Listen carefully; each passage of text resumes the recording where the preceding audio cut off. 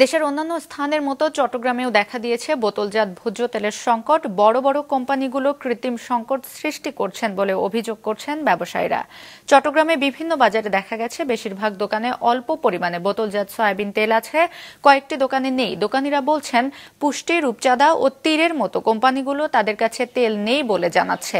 কয়েকটি company soybean তেলের সাথে বাধ্যতামূলকভাবে অন্য পণ্য নেওয়ার শর্ত জুড়ে দিচ্ছে, যা বিক্রি করা কষ্টসাধ্য হয়ে পড়ছে খুচরা দোকানীদের জন্য।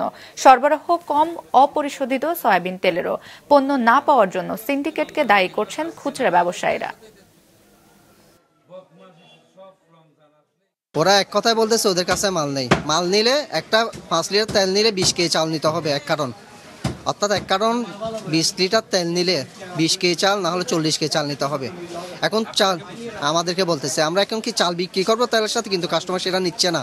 কাস্টমার নেবে তেলের সাথে কি সেল নিবে, চাউলের দরকার আছে, দরকার তো নাই। তো এই জন্যই তো তার সাথে বিক্রি না করাই ভালো। আর পুষ্টি, তারপরে তীর, আমরা রূপচাঁদা সবাই, তাও আবার চাহিদা পর্যাপ্ত মাল নাই, ছোট মাল কোনো কিছুই নাই। আমরা আজকে 1 লিটার তেল বিক্রি করতে পারতেছি না 15 দিন।